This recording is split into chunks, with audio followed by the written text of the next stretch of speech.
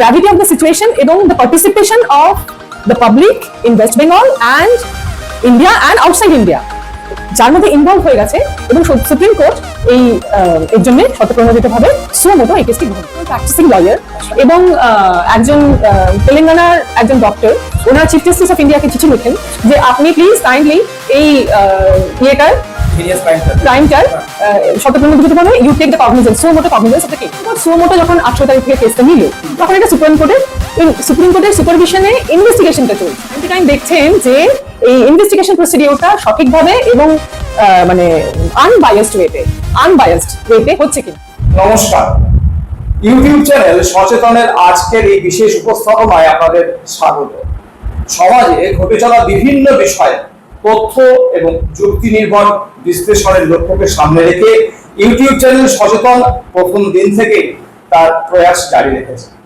আজই সেরকম আর একটি প্রয়াসের অঙ্গ হিসাবে আমাদের এই অনুষ্ঠান। আজ আমাদের সঙ্গে রয়েছেন দুর্গাপুর কোর্টের অ্যাডভোকেট শম্পা ভট্টাচার্য, ওনাকে স্বাগত।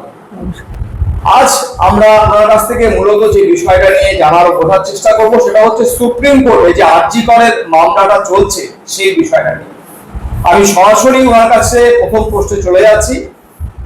এই যে সুপ্রিম কোর্ট আরজি করের কেসে নিজেরা স্বতঃপ্রণোদিতভাবে এই মামলায় সিবিআই এর যে তদন্ত সেটার উপরে লক্ষ্য রাখবে বলে ঢুকলো, এরকম আগে তো আমরা দেখিনি। মানে আগে আমরা আসিফার কেস জানি, সেখানে সুপ্রিম কোর্টের এই ধরনের স্বতঃপ্রণোদিতভাবে কেসের মধ্যে জড়িয়ে পড়া, কেসের উপরে নজর রাখার বিষয়টা ছিল না।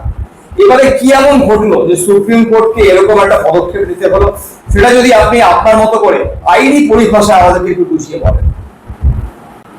নমস্কার, আমরা 9ই আগস্ট যে সংবাদ মাধ্যমে এবং বিভিন্ন বৈদ্যুতিক মাধ্যমে যে খবরটা পেলাম সেটা আমাদের কাছে রীতিমতো শক যাকে বলে, অত্যন্ত বেদনাদায়ক, অত্যন্ত ভয়ার্ত এবং অন্তরের অন্তঃস্থলকে নাড়া দিয়ে যায় এমন ঘটনা।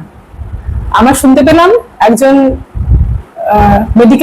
মেডিকেল প্রফেশনাল ডাক্তার, একজন 31 বছরের একটি মেয়ে, তাকে তার কর্মস্থলে অত্যন্ত নৃশংসভাবে হত্যা করা হয়েছে। এবার বাদবাকি সেই ঘটনাটা নিয়ে সমাজের বিভিন্ন স্তরের মানুষ এইটা নিয়ে এর মধ্যে ইনভলভ হয়ে গেছে। সুপ্রিম কোর্ট কেন এটাতে ইনভলভ হলো? সুপ্রিম কোর্ট কিন্তু একদম স্বতঃপ্রণোদিতভাবে হয়েছে 3টে কারণে।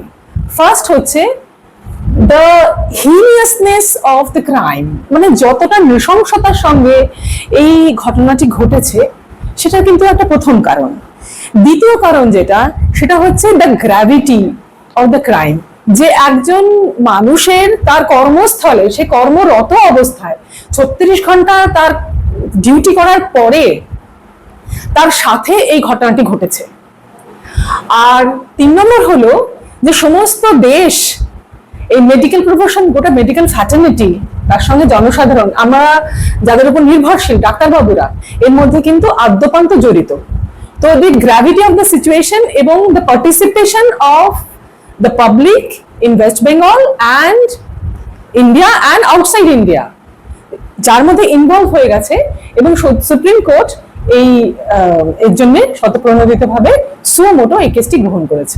তো আমরা যেটা দেখতে পাই যে 9 তারিখের ঘটনা এবং এই 9 তারিখের ঘটনার কানেকশনে 10 তারিখে একজন কলকাতা পুলিশ, মানে টালা পুলিশ স্টেশন, যার জুডিসডিকশনে আমাদের আরজি করা হসপিটালটা আছে, একজন কে গ্রেপ্তার করে in connection with this case.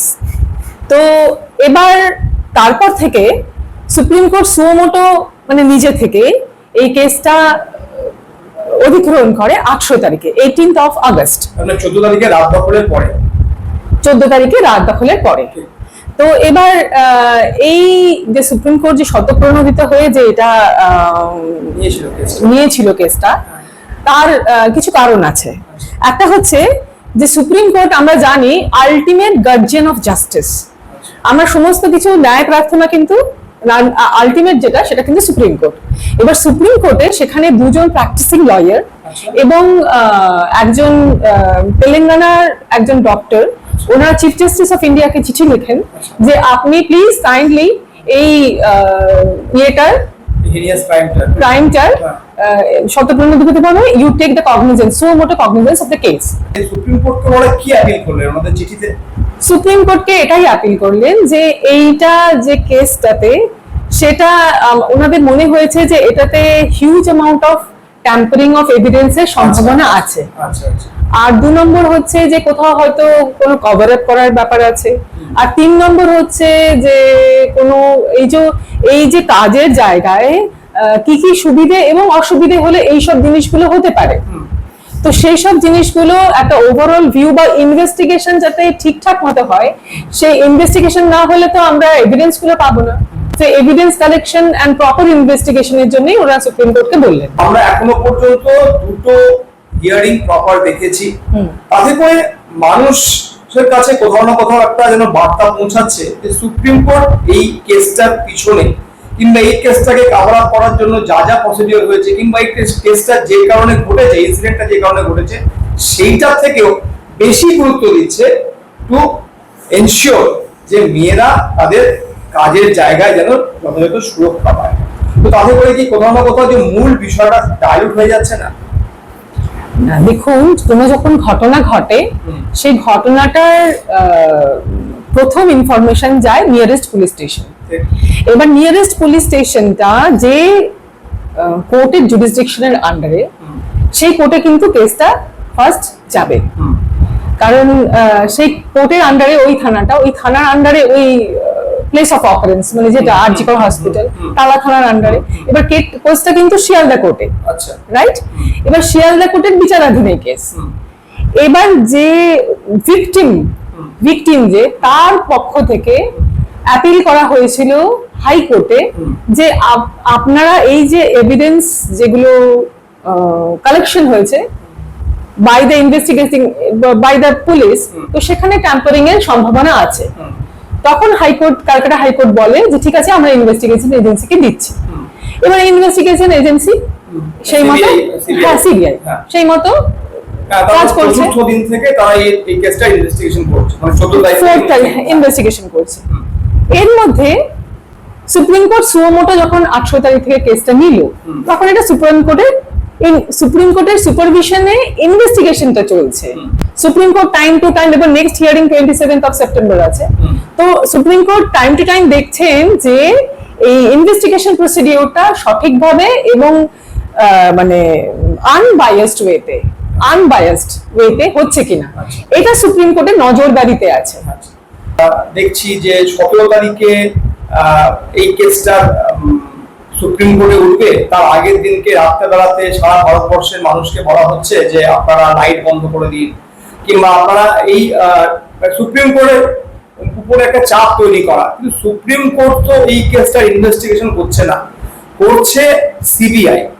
তো the main onus lies on the CBI. তাহলে আমাদের কোথাও না কোথাও সাধারণ মানুষের মনে হয় কোথাও না কোথাও একটা বোঝার ক্ষেত্রে ভুল হচ্ছে যে সুপ্রিম কোর্টের থেকেও আমাদের নির্ভর করতে হচ্ছে অন সিবিআই, কারণ সিবিআই এই যে গ্রাউন্ড লেভেলে কাজটা করছে।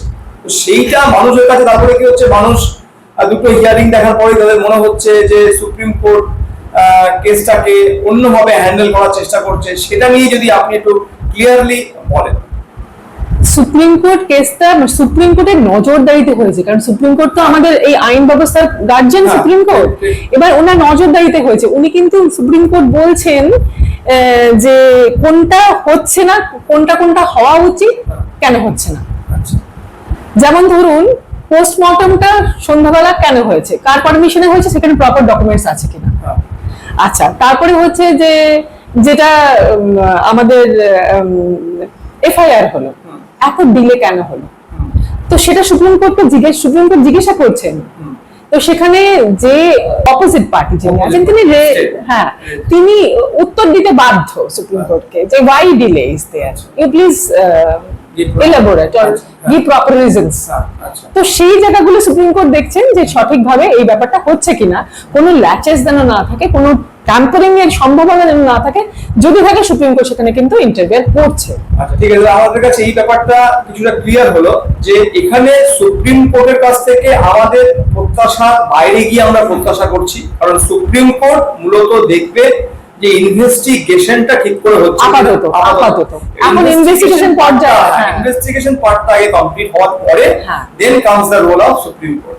আচ্ছা এই যে ইনভেস্টিগেশনটা হবে, এর রিপোর্টটা কি তারা শিয়ালদা কোর্টে জমা দেবে নাকি সুপ্রিম কোর্টে দেবে? সিবিআই শিয়ালদা কোর্ট মানে এটা এটা এটা এটা ইয়েতেই যাবে, মানে কেস যে আমাদের ডায়েরি থাকে, কেস ডায়েরির মধ্যেই থাকবে, কিন্তু আপাতত সুপ্রিম কোর্টে সুপ্রিম কোর্টে মানে সমস্ত, কারণ ওই মুখ বন্ধ খাম আমরা বারবারই শুনছি যে সিল বন্ধ খামে সুপ্রিম কোর্টের কাছে, সবই সিল বন্ধ খামে সুপ্রিম কোর্টের কাছে, এন্ড ফাইনালি সুপ্রিম কোর্টের কাছে এটা থাকবে যে কি কি বলা হয়েছে। আচ্ছা দেন সুপ্রিম কোর্ট আমাকে একটা জিনিস বলুন যে আপনি তো কেসটা প্রথম থেকে ফলো করছেন, তো অ্যাজ এ লয়ার আপনার কোথায় মনে হয়েছে যে মানে এই লকে ভায়োলেট করেছে to after the occurrence of the incidence, আমি ইনসিডেন্সটা হওয়ার পরে কোথায় কোথায় লকে ভায়োলেট করেছে, যেগুলো মানে করা উচিত ছিল সেগুলো করেন? একটা যেমন আপনি বললেন যে সন্ধ্যাবেলায় করা হয়, হ্যাঁ সন্ধ্যাবেলায় হয় না নরমালি, যদি হয় তাহলে সেটা প্রপার অথরিটির কাছ থেকে পারমিশন চাই, পারমিশন পেলে সেইগুলো কিন্তু ওই পোস্টমর্টমটা করা যায়। ওর যে দেহটাকে পুড়িয়ে দেওয়া হয়েছিল এইটার কি প্রসেস ফলো করা হয়েছে? হ্যাঁ দেহ পোড়ানো নিয়ে কিন্তু প্রসেস ফলো হয়েছে, সিগনেচার ওয়াজ দেয়ার, কারণ পেরেন্টস দের বা বাড়ির লোকেদের সিগনেচার সেটা প্রপারলি হয়েছে, কিন্তু একটা যেটা হয়েছিল যে যেটা বলা যাচ্ছে মিডিয়া থেকে আমরা শুনছি যে দেয়ার ওয়াজ এ মানে ওটা সেকেন্ড টাইম যদি পোস্টমর্টম যদি দেহ থাকতো সেকেন্ড টাইম একটা পোস্টমর্টমের করার পসিবিলিটি ছিল। এর পরবর্তীকালে যেরকম ভাবে ইনভেস্টিগেশন চলছে, সেই ইনভেস্টিগেশন চলার ক্ষেত্রে সিবিআই পুরোটা এখন কন্ট্রোল করছে, সিবিআই কাকে ডাকবে কি করবে সেটা সিবিআই কন্ট্রোল করছে, কিন্তু কোথাও না কোথাও আমাদের সাধারণ মানুষের কাছে এই বার্তাই বারবার করে যাচ্ছে যে সুপ্রিম কোর্ট এই কেসটার মধ্যে নারী সুরক্ষার বিষয়টাকে বেশি করে গুরুত্ব দিচ্ছে, যাতে করে মূল যে জায়গাটা সেটা ডাইলুট হচ্ছে। এইটা নিয়ে কিন্তু মানুষের মধ্যে প্রচুর প্রশ্ন রয়েছে, আমরা সোশ্যাল মিডিয়াতেও যদি দেখি তাহলেও কিন্তু এই বিষয়টা বারবার করে উঠে আসছে। আমি একটা কথা বলবো যে এই ভদ্র যিনি ছিলেন উনি একজন মহিলা ছিলেন, এবং সব থেকে বড় কথা ওয়ার্ক প্লেস, কর্মক্ষেত্রে গিয়ে এই ঘটনাটা ঘটেছে। তো কর্মক্ষেত্রে গিয়ে ঘটার পেছনে তাহলে আমরা নারী সুরক্ষা মানে নারীরা যে unsafe, we have equal rights and equal opportunities, সেখানে মানে নারীরা যে আনসেফ এটা তো আরেকবার প্রমাণিত হলো। তো সেক্ষেত্রে সুপ্রিম কোর্ট ইজ যথেষ্ট কনসার্নড যে একটা ওয়ার্ক প্লেসে এরকম ঘটনা ঘটবে কেন, তাহলে ওই ওয়ার্ক প্লেসের সেফটি এন্ড সিকিউরিটি দেওয়ার কথা, সেটা প্রপার সেফটি এন্ড সিকিউরিটিটা নেই। এটা দেওয়া প্রমাণের অপেক্ষা রাখেন, এটা আমরা সবাই বুঝতেই পারছি যে প্রপার সেফটি সিকিউরিটি কিছুই নেই বলে এই ঘটনাটা ঘটছে।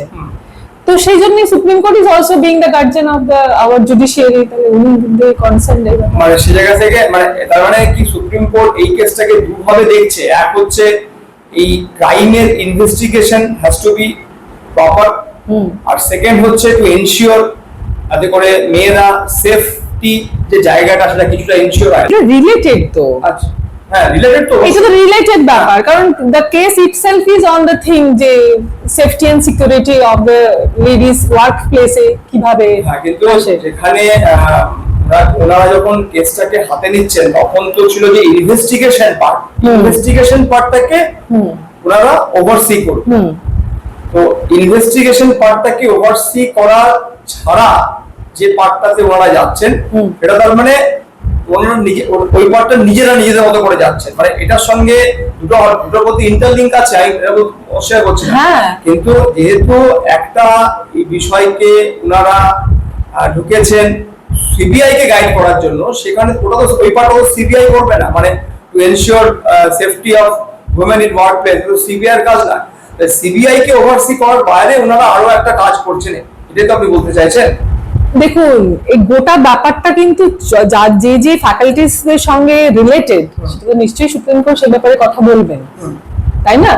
যেটা ওনার সুপ্রিম কোর্টের মনে হবে যে এই জায়গাটায় ল্যাচেস আছে, এই জায়গাটা হলে এই জায়গাটা ঠিকঠাক থাকলে হয়তো ঘটনাটা ঘটতো না, ঘটতো না, ঘটে যাওয়ার পরে ঘটতো না একটা পার্ট, আর ঘটে যাওয়া ঘটনার তার মানে খুঁজে বার করা, হুইজ দ্য মানে কারা করেছে, কেন করেছে, কোন পরিস্থিতিতে করেছে, আরো কারা কারা ইনভলভ আছে, দুটো পার্ট তো আলাদা। ঘটে যাওয়া ঘটনা আর ঘটবে ঘটনা, তার মধ্যে হ্যাঁ, পার্থক্য আছে। কিন্তু ওই সেফটি এন্ড সিকিউরিটিটা এনশিওর করা ওটা তো ভীষণ ইম্পর্টেন্ট পার্ট। হ্যাঁ ঠিক আছে, আমি ওটা বলছি না, কিন্তু সেটা ওনারা হাইলাইট করছে। আচ্ছা, তার মানে এইটা নিয়ে সাধারণ মানুষের মধ্যে যে একটা জায়গা রয়েছে যে Supreme court is deviating from the no no no, Supreme court is definitely not deviating. আচ্ছা, মানে যেভাবে একজন লয়ারের দৃষ্টিভঙ্গিতে যেভাবে কেসটা চলা উচিত সেভাবেই কি চলছে? একদম সেভাবে চলছে। কতদিন আপনি আশা করেন, কতদিন লাগবে এই কেসটা একটা জায়গাতে পৌঁছাতে? দেখুন, একটা স্টিপুলেটেড টাইম আছে, টাইম দেওয়া আছে ইনভেস্টিগেশনের জন্য।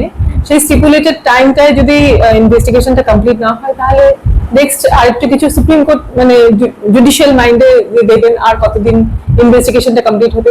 ইনভেস্টিগেশন কমপ্লিট হওয়ার পরে যেরকম প্রসিডিউরাল ল আছে তো আমরা আরো অনেক কেস দেখেছি সিবিআই হাতে গেছে, যেগুলো সব ঠান্ডা করে চলে গেছে।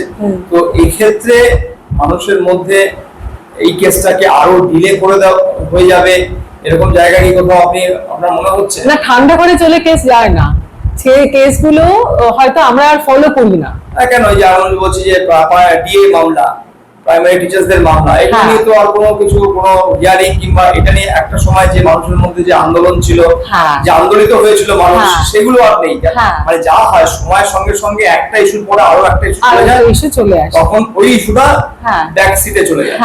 কিন্তু যেরকম ভাবে প্রসিডিওরটা চলার, সেই প্রসিডিওর অনুযায়ী কিন্তু কেসটা চলে। এটা অনেক তাড়াতাড়ি করে ডেট দিচ্ছে বলে মনে হচ্ছে আপনার?